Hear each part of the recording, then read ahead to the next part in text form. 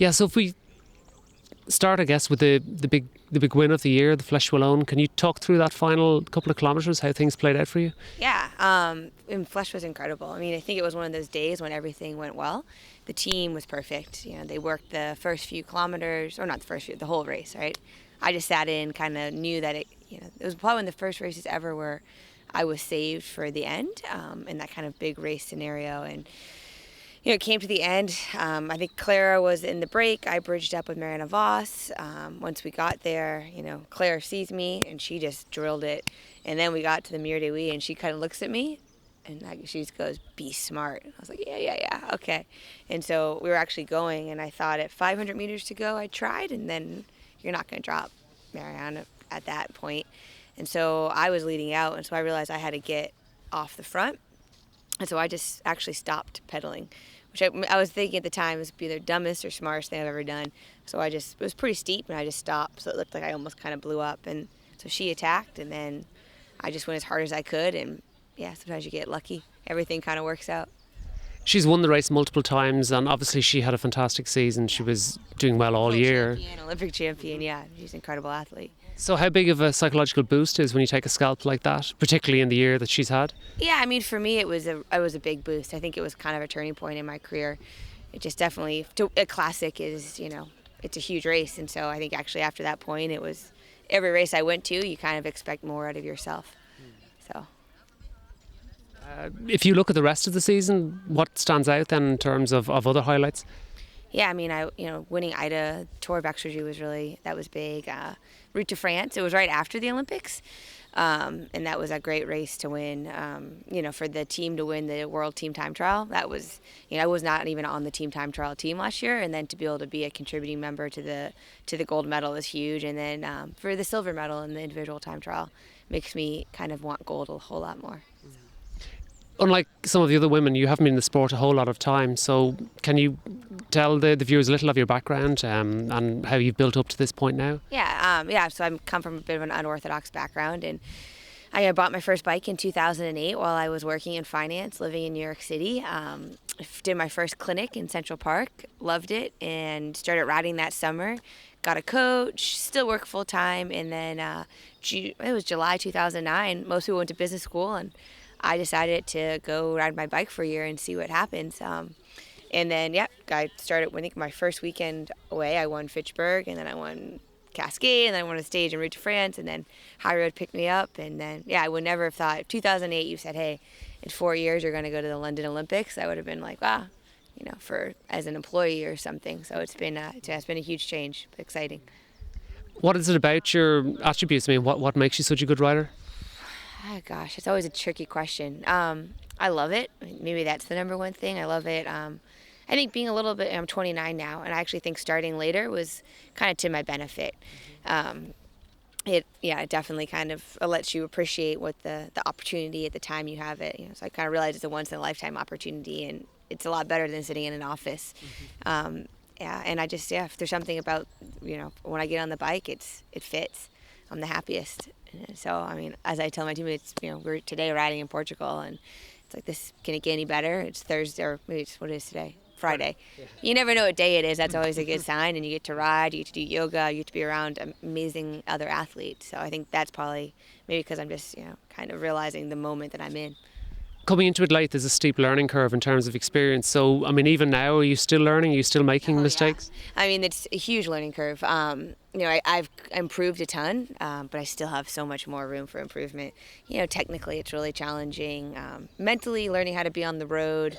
No, now it's nice. I know the races. I kind of know how it works. I think about when I came to my first high road training camp in Mallorca to now, it's just night and day. It was like I had no idea. I had no idea that someone's giving me water bottles. That was new to me. There's food out, someone's doing laundry. Just the whole principle of being a professional cyclist. Everyone always asked me my first year, what is it like becoming a professional cyclist? And I had no expectation, so it's been a steep learning curve, but pretty exciting. You took a world title this year, the team in the team time trials. So I mean, that's obviously a huge thing as well. Yeah, I mean, winning the world's team time trial was huge. It was a huge focus of the team, and we have the best equipment and the best supporters, and so I think we really, we came together. None of us were superstars, but all of us were good and strong, and I think the reason we won is because we rode as a team, and we rode to each other's strengths and to each other's weaknesses. Your individual time trial was extremely good as well. So was that expected? To go so close to the win.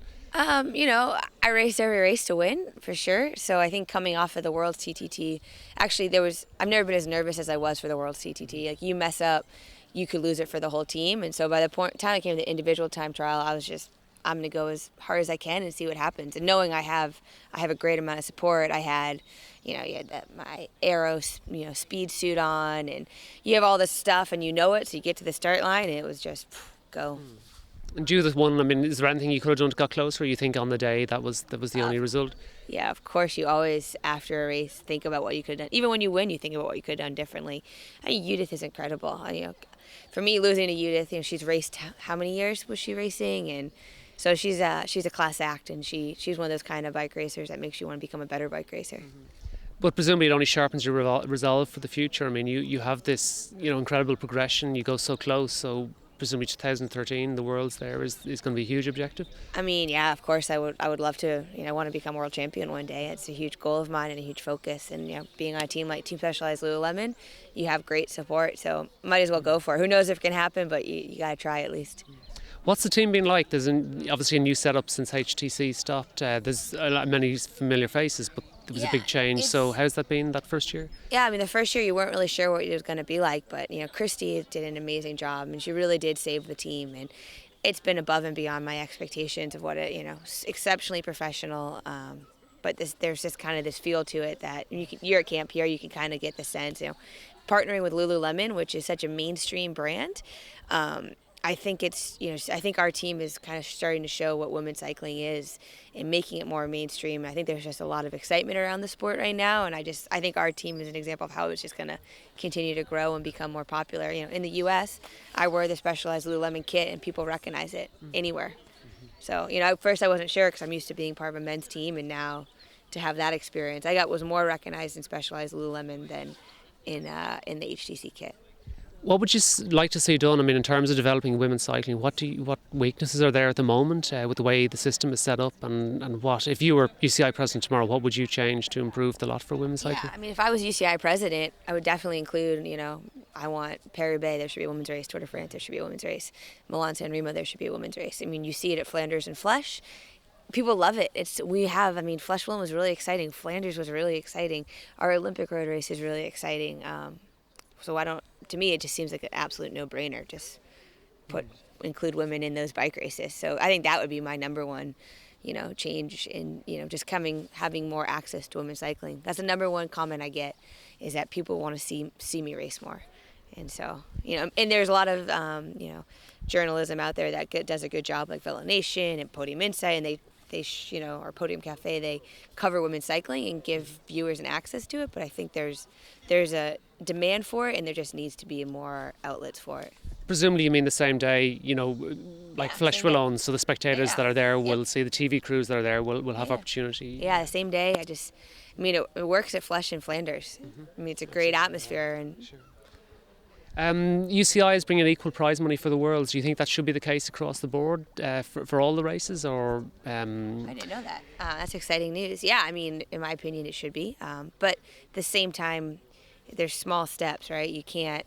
If I say equal prize money and that means they're not going to have the bike race, like first and foremost, I want the bike race so you can demonstrate what exceptional athletes we are. And then I think, once we show how good we are, I think it's naturally going to progress to that, hopefully. So that's exciting about Worlds. You're at the team training camp in Portugal. What happens now going forward? What's your schedule like? Yeah, we're here until the 14th, and I go back to the U.S. I'll train some on the track mostly for time trialing and speed workouts. I'll spend some time in Boulder at altitude, kind of just get myself ready for 2013 and look forward to the Spring Classics.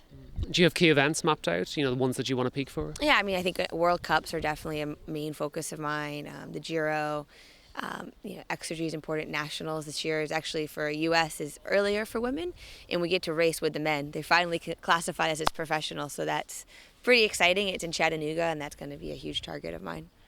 So big year ahead anyway. I mean, if you look at the upwards curve, it's looking good. Yeah, I mean, it's a big year, and I mean, as every year is a big year. I mean, I think it's Olympic year, non-Olympic year. I love to race, and even if it's a big race or a small race, we have such a strong team, and if it's me going for the win, or if it's supporting Jillian going for the win, like we all bring our A game every race, and that's what I think makes us so exceptional.